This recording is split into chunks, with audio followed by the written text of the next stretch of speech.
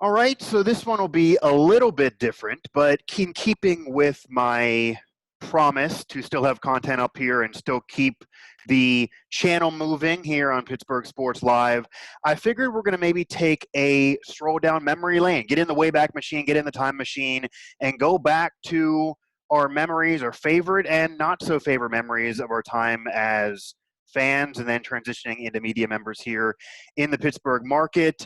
And to do that, I wanted to bring a friend and colleague onto the program.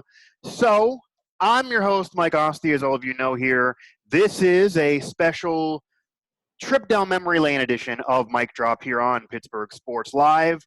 And I am joined for this one by friend and colleague Aaron Martin of WPXI. Aaron, first off, thanks for joining me here. And before we get underway, I do have to ask you how the wife is, how the family is doing, how all that's going. I know you guys are busy expanding. Yeah. I appreciate you having me on. It's always a blast. It's been an unusual time for everybody. For obviously, most of your listeners probably don't know this. My wife is about 8 months pregnant, give or take. I thought it was going to be soon. Yeah. So we're going to be having an additional member of our family here in the next 3 weeks or so. I mean, obviously it's very exciting. It's unusual. You know, I'm not even allowed to come into the hospital with her until she's officially going into labor. So if you see me pacing the parking lot outside of WPXI McGee, you'll know why. And feel free to say hi. I may not listen a whole lot to what you're telling me because I'll be focused on what's going on inside. But I mean, it's everybody's good, everybody's healthy. That's the most important thing. I mean, we're kind of anxious like everybody else to see what comes out of all this. Yeah, and that's, I guess, too bad that you have to go through that experience during this, but at least you're as we all are, we're doing it the best we can. Exactly. And I'd imagine that Aaron would appreciate, if you do happen to be around that area, maybe bring him a beer or two. Well, he's I may need some hard alcohol at that point, but yeah. Yeah, that's true. That might be tougher to get right now, unfortunately. But anyone who's been stocked up or has any delivery tips, I pay a premium. Don't worry. Yeah. So what I thought we would do with this one actually is take a trip down memory lane. Kind of, we're gonna get Aaron happy about waxing poetic on some sports memories from his time as a sports fan, and then also he's covered sports here a part of his career. We can even actually touch on, because I had him on my Trib show a couple years ago, and it was the end of his gauntlet of covering the Cup final that year. So it was a few years ago, actually. And he capped off his entire asinine 3-day experience with me, which was the explanation point on the whole experience being as ridiculous as it was for him. But I feel like one of those moments, maybe in the negative column, will be brought up, at least in terms of his media career, or I'll bring it up if he does not. So we're gonna do that. Best, worst. We're gonna hit on it as much as we can here for a little bit. So Aaron, I guess I'll start this off on a positive note, and you can give your take here from being a fan of these teams, but also maybe if you have anything in your career since you covered some of these events. What would you say is your favorite moment through the history of Pittsburgh sports, at least that you can remember from your time as a fan, but also any that you've covered? Yeah, and I think that works out both ways because, as you know, you're always a fan. I mean, I grew up a gigantic Penguins fan, a big Steelers fan, Pirates fan, and there is a little bit of a difference between covering it and just being a fan. So I kind of have two favorites. When I cover, I usually try to put away the fan card altogether. Exactly. I mean, exactly. I really, really do. I've told people that I'm almost a little jaded, and I'm really not anywhere. I grew up a Pittsburgh sports fan before getting in this professionally, but I'm almost not a fan anymore because I've just experienced so much being immersed that I'm not losing sleep on what any of these teams do, quite frankly. Sometimes, like the Steelers, I didn't want them to make the playoffs. I said that. I was looking forward to a little bit of a break, but Yeah, absolutely. So, I mean, I think I look at it in two different ways. So as a pure fan perspective, when the Penguins won the Stanley Cup in 2009, that was fantastic. I mean, for me, that was kind of the peak of fandom. I was 22 years old. I had just graduated college, maybe 3 weeks earlier. I was working at the Mount Lebanon Saloon at the time. And I remember, kind of working-ish, but really just watching the game at the bar with a few hundred of my closest friends, jumping up and down when Fleury made that save right at the end on Lidstrom. It was unbelievable. I mean, that was one of those moments that I'm getting chills just thinking about it because it was such an amazing experience. It was so much fun being with so many people that I had grown to know from working there for a while. And it was amazing. That one in particular too, because, the other thing people forget is how down in the doldrums the Penguins were for so long. I mean, it wasn't that long before that, maybe 3 years earlier. Yeah, we're the same age, so our peak basically Yep. growing up and being a fan, like the early mid-90s, we were kind of young, even though we know what happened. Once we got into late middle school, grade school, early high school, that's when it's cool to be a fan because you're not yet working as much, and that was not a good time for us. No, and everybody forgets, I think it was 2006-ish was right when they were talking about selling the Penguins and moving them to Kansas City before Burkle and Lemieux came in and kind of saved the day. So it went from like the lowest of lows of, oh my God, we're going to lose our team to 3-4 years later, we're winning the Stanley Cup and having all this young talent. I mean, it was Crosby, Malkin, Fleury, Stahl, a very young Chris Letang. You just had you got to give the middle finger to Marian Hossa, which was a blast.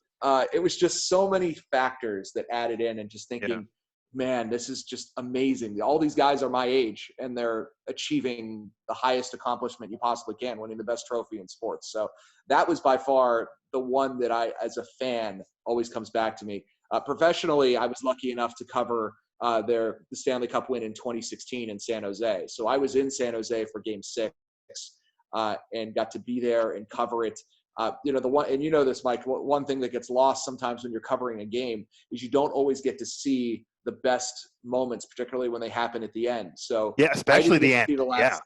So I missed the last 10 minutes of the third period because I was outside the arena, the S&P Arena, if I'm not mistaken, in San Jose, waiting for Penguins fans to come out so I could interview them for our 2-hour post-game show. So I actually didn't get to see them raise the cup, and I'm watching it on my phone, which is about 2 minutes behind. So, I mean, it was an amazing moment. It was great being there, but it definitely has a different aspect to it. And you have a job to do as well, so you can't quite bask in the moment as much as you can when you're actually there and part of it. So, but those are by far my two favorite memories, both personally and professionally, being a Pittsburgh sports fan and being in Pittsburgh media as well. Yeah, and those are two big moments, and they kind of represented two different ends because the 2016 year, the first of that back-to-back, I mean, it wasn't as surprising because that team was a bit loaded, but they also just came off of a few years, not bad years, but disappointing years. So there was a lot of pressure on that team to finally get it done again. And everybody forgets there was all this talk about whether that 2009 team was just a one-hit wonder, whether Crosby really was as great as everybody said he was because he couldn't get the Pens past the conference finals. I mean, that meltdown they had against Boston 2 years earlier seemed like that may have been, okay, well, maybe this team will never get over the hump again. We're just looking at a one-hit wonder. So, yeah, getting that win, I think, really solidified the legacies of Malkin, of Crosby, of Fleury to an extent. And just, I think, really made everybody realize, okay, this was the team that we all thought they were, and they were going to be. And that was special and just a lot of fun to see that whole playoff run.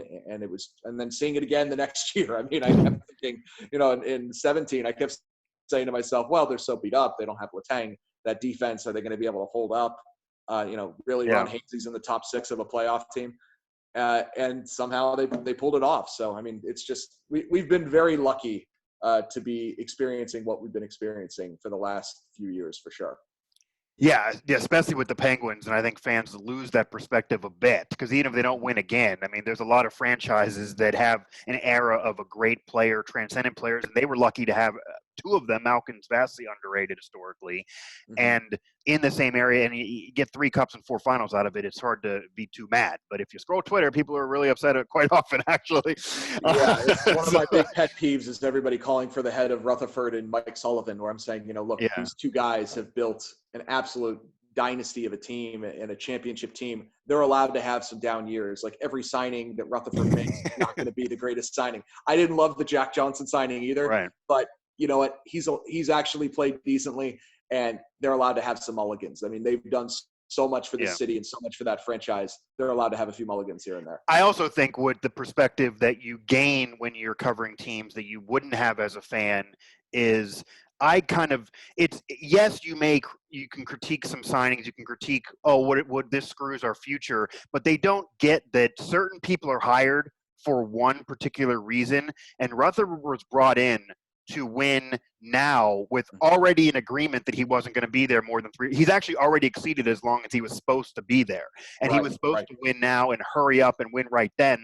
So he's not going to sit there and worry about 7 years from now, because if he doesn't go ahead and win the next couple years, then he's already failed on what his initial goal was in his meeting. That the fan is not going to be as privy to that information.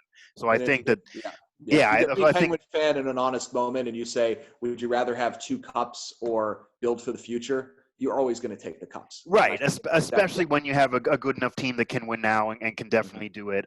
The 09 team was interesting. It was almost a little bit of a surprise to get back there after Hossa left, after being there the year before and losing to Detroit. And the funniest thing I find about that entire 2-year run against the Red Wings and how Hossa was on the losing end of both of those 2 years, as ironic as that was. And Ty Conklin actually was as well. He's the other one. That's right. Ty Conklin was the forgotten guy. Because he was the backup on both teams that lost.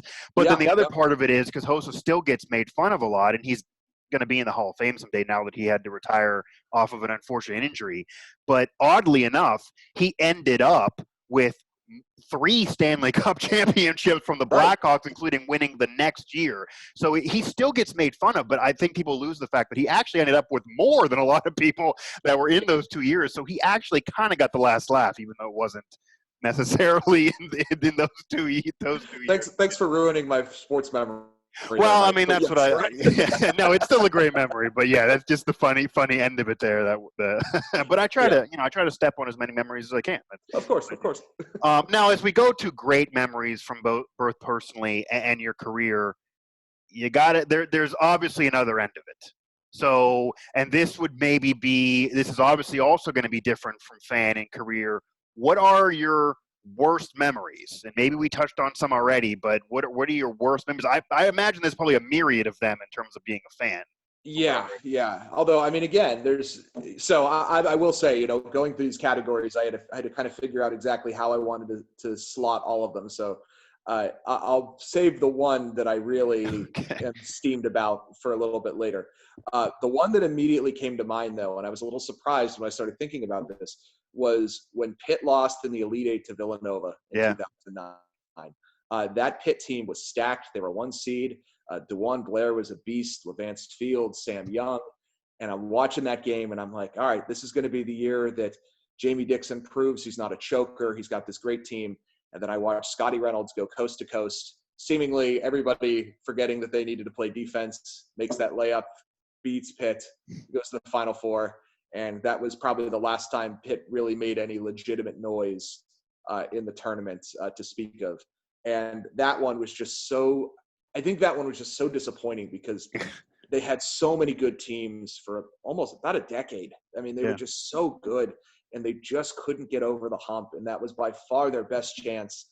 And damn, Scottie Reynolds, God, I still hate that guy. I put you in the foreground for this. I was hoping maybe you shed a tear as well. Yeah. And that was also a similar time, senior year of college. I, pretty much had the degree wrapped up, didn't have a whole lot going on other than, partying and watching sports as much as I possibly could. So I was really into that tournament and that whole Pitt team. Gosh, man, I was just so bummed when that happened. So that one definitely is on the list. The Steelers losing the 2001 AFC Championship to the Patriots. That was a tough one. Obviously, everybody remembers that as the beginning of the Tom Brady Patriots dynasty. But what everyone forgets is they were, I think 16-point underdogs or something like that. Yeah, that was not a Patriot team that was supposed to win at all. No. That was very, very improbable. Yeah. And that Steeler team was jacked. I remember there actually being talk leading up to that week about whether the Steelers were preparing for the Rams in the Super Bowl ahead of time because the Rams and the Steelers were such heavy favorites to get there. So that was a tough one just because they were so hapless and they just couldn't get anything going. And then I remember as a fan, having a glimmer of hope thinking, oh, well, Tom Brady got knocked out. Maybe we'll have a shot at this. And then it was like, oh, that's right. Drew Bledsoe's their backup. And he ended up carving them up too. Yeah, he miraculously got healthy right at that point and then was able to come in and kind of turn back the clock for him. And that was like we were saying with the Penguins, the 95 Super Bowl appearance, we remember, but we were still young. We're like 7, 8 in that neighborhood. Yeah, that would have been the first year that we consciously could have remembered all those moments if they would have gone. Yeah, so that one was really tough because I think everyone assumed that team was going to the Super Bowl, and obviously that didn't happen. Professionally, this is going to be a really off the wall one. So as you know, I'm an investigative reporter, so I cover news a lot more than I cover sports. However, I have covered sports kind of periodically here and there. Luckily my bosses are aware that I'm a big sports fan, so they throw me a bone here and there. When I was working in Virginia, I was covering the Sugar Bowl when Virginia Tech was in there. So it was Virginia Tech, and I can't believe I'm drawing Virginia Tech and Michigan. Okay, that's what it was, and that was just being in that atmosphere, that was fun. And of course, you get caught up in it. And I was rooting for Virginia Tech for sure. And they ended up losing in double overtime to not only Michigan, to Brady Hoke-led Michigan, which is a special group of very crappy teams. Yeah. That was kind of just being there, being all excited, being in New Orleans for the week, and then just seeing them lose. They had a lead in the fourth quarter and they blew it. I mean, just kind of seeing just the air come out of everything, that was disappointing. So luckily, in terms of Pittsburgh, I've been on the winning end of things professionally when I've covered a lot of these games. So I've been lucky on that end. Yeah, and I will say that if there's ever a place to be when you're going through a sour moment, New Orleans is that place.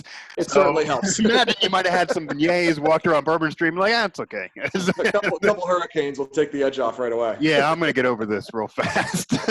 I'm still here. Yeah, and that 2001 Steelers season, though, people do forget because the Patriots, younger fans, when you see the NFL films, most biggest upset in Super Bowl history, that's actually included, but then it was the beginning of that dynasty. So that's kind of odd. And that's one I was going to bring up, the Scottie Reynolds thing, if you didn't bring it up. I think right up there, and we were kind of young for this as well, right up there with the Sid Bream play and the Braves winning and advancing to win the NL pennant in 92. That probably is maybe the most gut-wrenching moment in Pittsburgh sports history, if you include college, for Pittsburgh sports fan.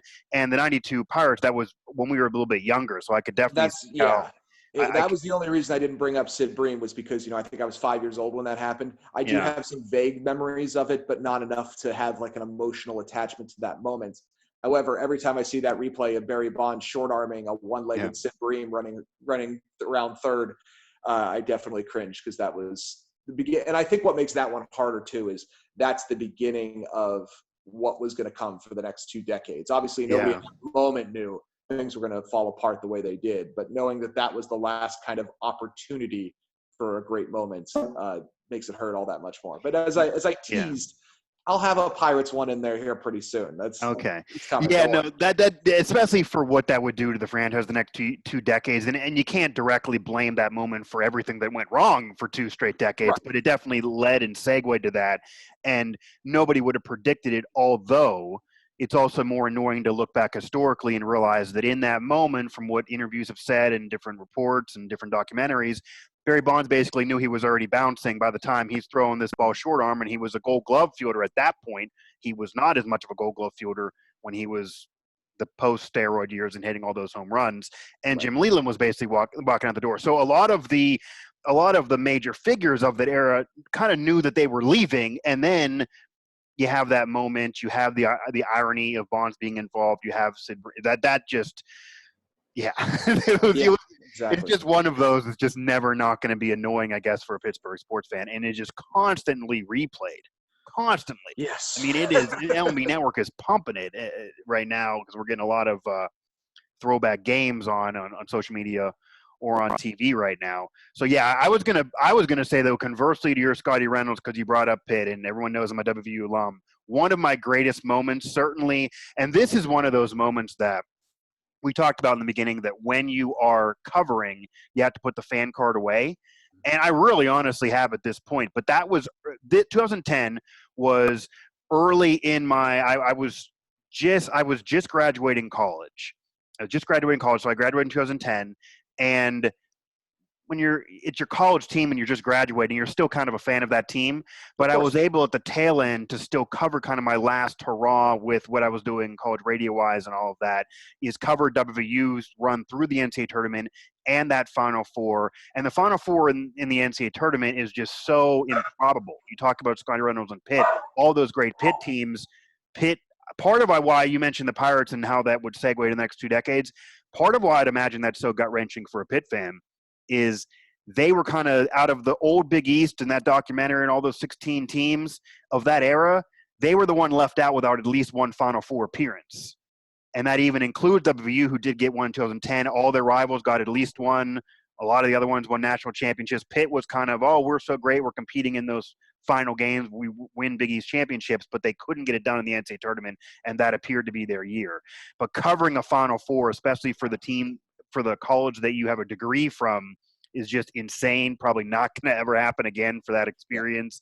And I've been fortunate to call and be a broadcaster on multiple NCAA tournaments, one in college and another one as a professional for a smaller school. But to cover an NCAA tournament that led to a Final Four for the school that you went to, as well as being able to cover it media-wise, that was where it kind of blended all together. So that would be hard to beat there for me, no matter what happens in the future. And I think when your alma mater's involved, that puts it on a whole other pedestal. Yeah, because that's the one thing. Like, I can totally put away a fan card for any of these Pittsburgh teams, but when you get into the college, it's kind of hard to do that. It's a little bit more difficult with the college. Now, there's a couple more things I want to hit on here before we wrap this up. We mentioned favor. We mentioned the worst moments and kind of most gut-wrenching goes in there. But are there any moments that were more than just a bad moment? Were there any moments that you mentioned you kind of got over the New Orleans thing real soon because it was a work thing? Any of those gut-wrenching moments, or was it Scottie Reynolds? Any moments that, like, to this day you're legitimately never going to get over unless a championship is won? Yeah, so this was the one I was kind of hinting at before. So this is kind of a weird one, but when you hear the context, I think you'll get it. The Pirates' 2015 wild card loss to the Cubs. Okay. Yeah. Brutal. That was their 98 win team. I had just moved back to the city to start working for WPXI. So I'm coming back. It's a great time. It's the summer. The Pirates are playing so well. That team was stacked. And for months, we're looking at the standings and saying, okay, it's going to be hard for them to catch the Cardinals. Looks like they're going to host the wild card game, and they're going to have to go up against Jake Arrieta. And I remember just for literally 6 weeks on talk radio, hearing everyone talk about it, talking to my friends about it, my coworkers about it. And gosh, they're going to get shut down by Arrieta. What are they going to do? And that was the year when the Cardinals, the Pirates, and the Cubs finished 1, 2, 3 in baseball in standings. So it was just such a good team.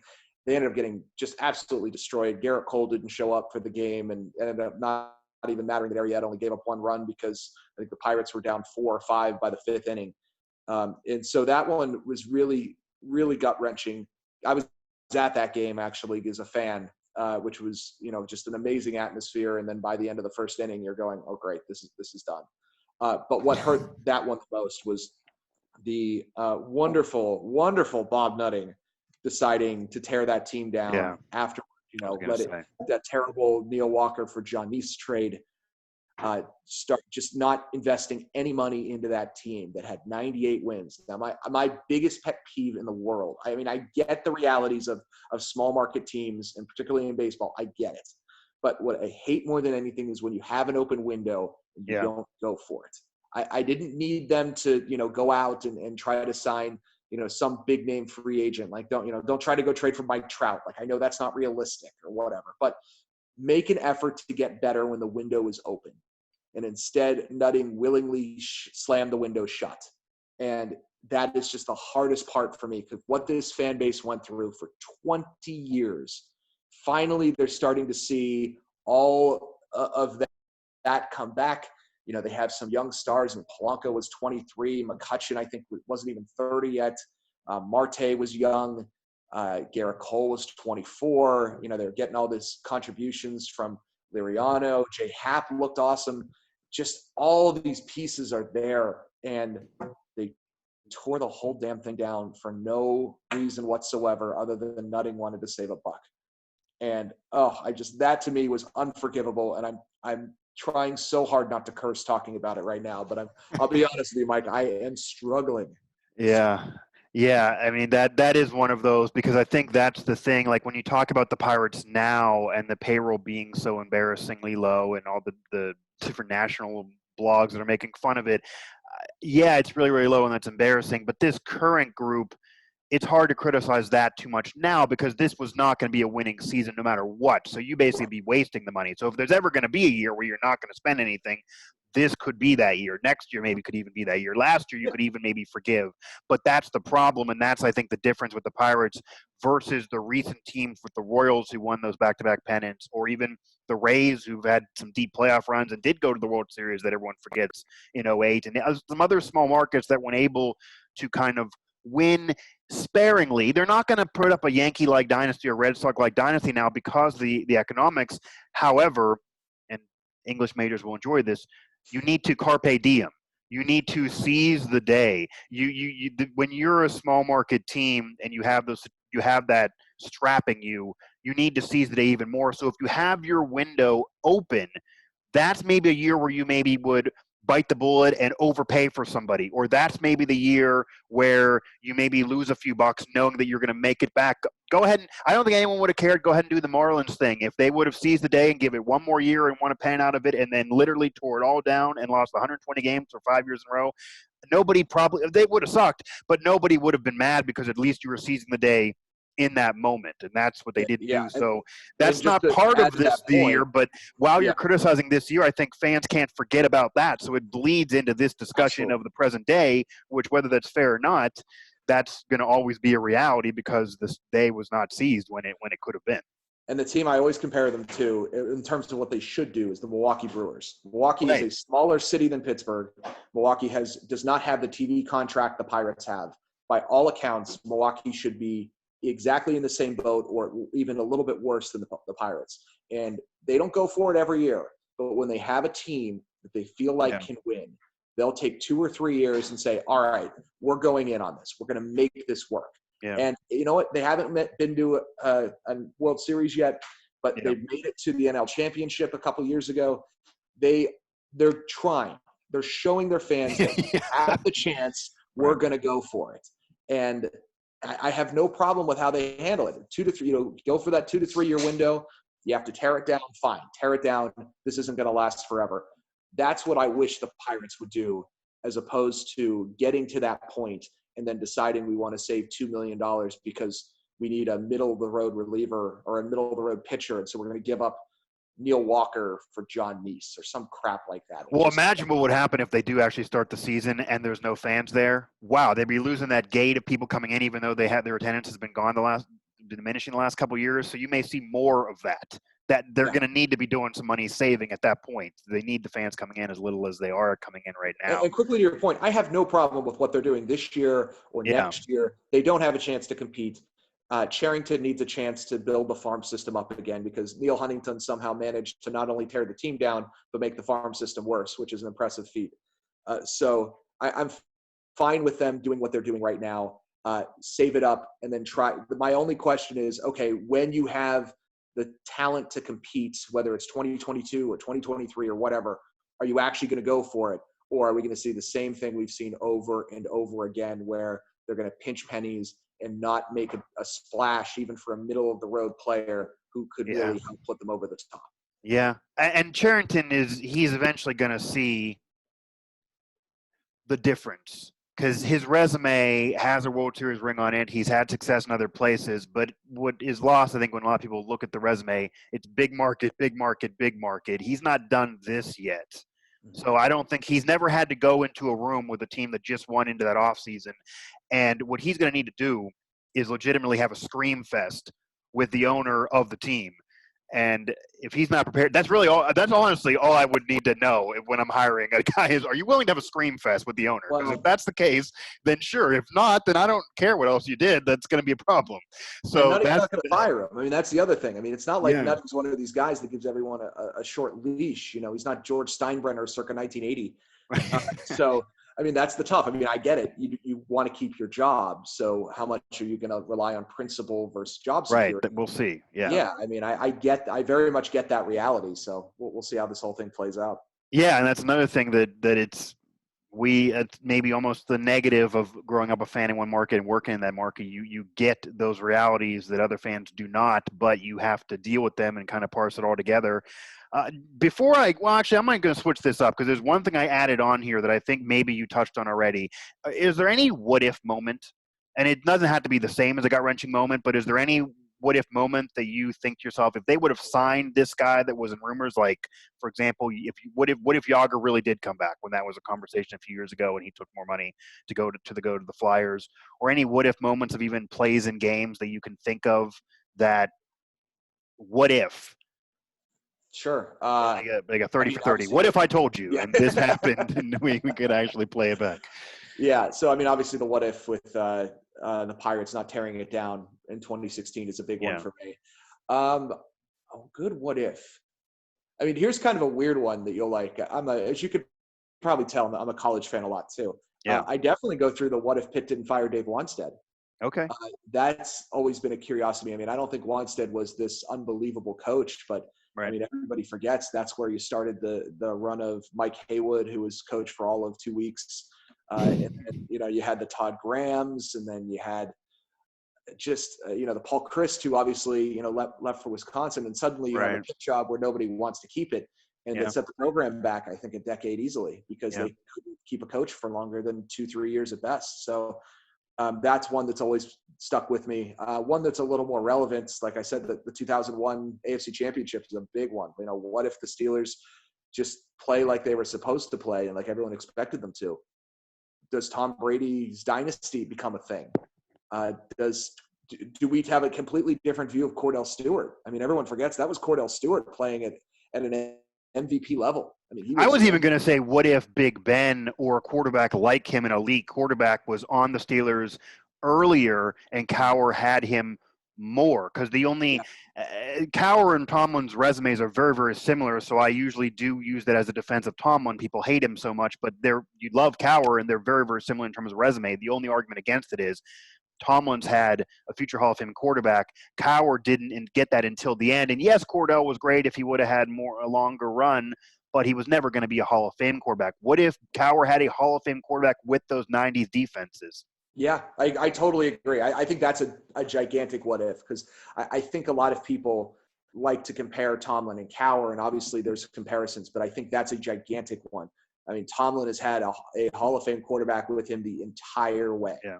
And has never dealt with anything else. Cowher had Bobby Brister, Mike Tomczak, Neil O'Donnell, Cordell, Kent Graham, Tommy Gunn for a little while. So I think that in a lot of ways makes Cowher's resume even more impressive. But yeah, I mean, what happens if Cowher gets a transcendent quarterback at some point and they're able to do things like that? I mean, but the other thing too, it's a different era. There weren't that many transcendent quarterbacks in the 90s playing. I mean, you had Favre and you had the end of Elway and the end of Marino, Steve Young. So there were some that were there, but it's not like now where I feel like all the way the NFL's played now and the way quarterbacks are groomed. I mean, you could probably run off 10, 12 names where you're like, oh my God, if Bill Cowher had a talent like that, what could his teams have done? I mean, what if Bill Cowher had a Matt Stafford? I don't think Matt Stafford's all that incredible, but he was light years better than Cordell or Neil O'Donnell or any of those guys. And you look at the numbers now. I mean, there's going to be a legitimate argument that literally 8 to 10 guys are going to argue for the Hall of Fame from the same era recently, just purely off numbers, regardless of accomplishment. Whereas even though there were a decent amount of Hall of Famers that played in that same decade, Aikman and Young were more in the beginning of the 90s in terms of excelling. Favre was more at the end of the 90s. Marino was kind of towards the beginning and middle, but then retired in 99. So they weren't all doing it in the exact same time. They intersected. Mm-hmm. This past generation, the past 10, 20 years, a lot of them were kind of in the exact same time. And you had Brady and Manning and most of Brady's career against Manning, even though he's retired now. So yeah, that's a big what if for sure.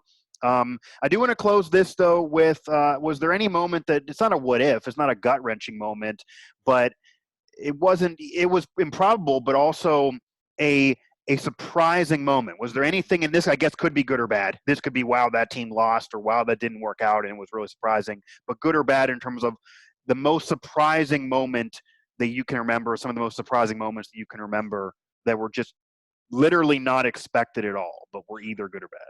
Yeah, so immediately what popped to mind was the Steelers winning Super Bowl 40. I mean, that was when they ran the table from the 6th seed all the way through. Everybody forgets they had to win. I think it was something like 4 straight games just to make the playoffs. They were 7-5 at one point, and looking like they were going to miss the playoffs. So And then Bettis fumbles and like the whole. yeah, that whole Colts game. Imagine if he would have lost that game and they would have fumbled. That would Bettis is so beloved now, and he still was a great player, but I don't know what the perception would be if he lost that game. And at that point too, he was basically the goal line back. His only job was don't fumble and get the end zone, and he messed up on both those. And everybody forgets Mike Vanderjagt, who at the time was the most accurate kicker in NFL history, shanked a 45-yard field goal. I mean, how many of those had he made indoors at home? I mean, it's just there was so much that had to happen. So-so Broncos team beat the Patriots. Jake Plummer led Denver Broncos, had to beat the Patriots, so the Steelers didn't have to go through them. I mean, all this had to happen just for the Steelers to get to the Super Bowl, let alone win. And that was a year when the NFC was pretty weak. And so, the best teams, the Matt Hasselbeck and the Seahawks. So, and then that whole bizarre game, I mean, the game kind of sucked itself, and there was some strange decisions made by referees, but just everything had to fall into place for that Super Bowl to happen. And I mean, that was the one that I always go back to and say, I can't believe that 3-month stretch happened where the Steelers won out in the regular season. They had some tough games in there that they won. They run the table in the playoffs. Carson Palmer gets hurt. That was when Kimo von Oelhoffen rolled up on Palmer's leg and knocked him out. And many still in the Bengals fans would. I mean, that Bengals team was favored in that game. That was a good Bengals team. Stacked. Yeah. So I mean, so much had to happen and go right just for the Steelers to get to the playoffs and then win those few games to get to the Super Bowl. So yeah, to me, that's by far the most unexpected surprise and happy surprise as a fan to see how that whole thing played out. Yeah, and especially because it's kind of like with the Penguins. They won the 2009 Cup, but there's absolutely an argument the 2008 team was better, especially with the difference of Marian Hossa. You look at the Steelers in 2004 when the Patriots would win another championship, and they would beat the Steelers in another AFC Championship game. Yep. That was the year that Ben came aboard, and they went 15-1 and basically ran the table with Ben as a starter. And he was young, but he was actually individually he played better that year than he did the next year, as odd as that is. That team was better. That team maybe then is another one of those where they should have beat the Patriots and they did not. And Patriots continued their dynasty. And then the next year for them to win after Hines Ward's crying in the locker room afterwards. And many thought Bettis would retire before that. And he really only came back just to try to win another championship and then to have it in Detroit, his hometown. He's waving the towel after going through the playoffs with a gut-wrenching moment where he almost lost it on the fumble. That was very, very improbable and really not one of the better Steeler teams, but they managed to get all those things go right, and they managed to win anyway. And then you have Mike Holmgren getting off the plane and yelling out with a loudspeaker, I didn't know we were going to play the refs as well. And like that, I mean, the whole and for another trivia question, Ben, I believe still has the record for the worst quarterback rating in a Super Bowl game in which he won. And imagine his legacy, despite that being a poor effort by him, with only 1 ring versus 2. Having the 2 puts him in conversation against Bradshaw for best ever for the franchise because of the different eras. Having 2 puts him in unique company in Steelers in NFL history. Having 1 would not as much, regardless of what happened in that game. So, and I think as a fan too, that had a different feeling because for so long we would host AFC Championship games. The Steelers host all these AFC Championship games. They would be the favorite and they would lose. So there's the Chargers game and a couple Patriots games. Yeah. And, they tried like hell to lose that 95 game against the Colts. Yeah. Colts wouldn't let them, but they tried. Then they helped the Cowboys. They were the only team to play competitive. The Bills were horrible in those 2 Super Bowl appearances. The Steelers were competitive against the Cowboys. And then I actually remember, this is kind of a funny story we'll end this with. I kind of remember sometime in middle school, they had somebody scheduled to come and sing Here We Go in the Steelers Super Bowl song but they weirdly had it scheduled after the game was over, I guess figuring the Steelers were going to win, even though they were playing a great Cowboys team. And they still had it happen, even after the Steelers lost. And then kids, because we're all young, are making jokes about Neil O'Donnell. There's people who believe a conspiracy theory to this day that he intentionally threw the game for money. So, well, forget that. I mean, think about how much money he made Larry Brown. Larry Brown was a no-name defensive back. He gets 2 picks, gets Super Bowl MVP. He ends up getting I think he was the highest paid defensive back in history at that point by the Raiders. So, I mean, I would hope Neil O'Donnell got a cut of that, because if he doesn't throw it right to him 2 plays in a row, then, who the hell's Larry Brown? Well, they wanted to avoid Dion, because that was the year Dion was on the Cowboys and he wasn't on the other 2 teams. They wanted to avoid Dion, and they throw 2 picks right into the other side of the field, and that guy wins Super Bowl MVP. So that's insane. To be fair, you and I could have made that money, because Larry Brown didn't have to do anything for either one of those picks. He was just standing. That's true. Yeah, and he also got a guest spot on Married with Children. I didn't know that. So I don't know. That's kind of a weird one out there. Not too many other athletes can make that their best guest spot, but it was a successful show. So yeah, he was on Married with Children. Him and Al Bundy. He came into the shoe store. Well, Aaron, I'm happy to make you laugh there in the midst of everything going on. I definitely wish you and your family well. Tell your lovely wife I said hi, and also tell your dog that I heard there in the background I said hi. And next time we do this, feel free to let him jump aboard. Maybe we'll go viral. Feel free to let him in there. But yeah, we'll definitely try to do this again sometime. And happy we could take this trip down memory lane here and get something here up on the channel, because it's a bit odd in terms of sports news time, and the NFL is starting to subside a little bit. So hopefully we get things back moving. But of course, the health of everybody in the country is the most important thing. So thanks, man. We'll definitely talk again soon. Thanks for having me on. I really appreciate it. Obviously, I know this is tough on you and everybody else who's trying to keep us entertained during these times. So thank you for what you're doing. Keep up the good work. And look forward to continue to listening to everything you're doing on Pittsburgh Sports Live. Thanks, man. No problem. Absolutely. I did want to mention, which is great as well, that Aaron brought up the Dave Wannstedt. Well, we also have an interview with Dave Wannstedt that Mike Vacomacan did for Pittsburgh Sports Now on our channel on Pittsburgh Sports Live. So he talks about that, and I don't think that guy would have quit. He certainly wouldn't have left Pitt. He would have kept that going regardless of how that program would have done. That would have definitely provided some stability. So Dave Wannstedt did leave a bit earlier than maybe some would have liked, and they weren't necessarily successful while he was a Pitt head coach, but we will see we'll never see, but we could have seen what the end of that would have been in the last decade would have been before getting to Narduzzi now if Wannstedt would have stayed. But he did actually touch on that on a Pittsburgh Sports Live video that we put up there on the channel recently. And actually he even dropped some bombs that I find interesting, that he would have went to WVU as a player if Bobby Bowden would have told him he was going to stick around.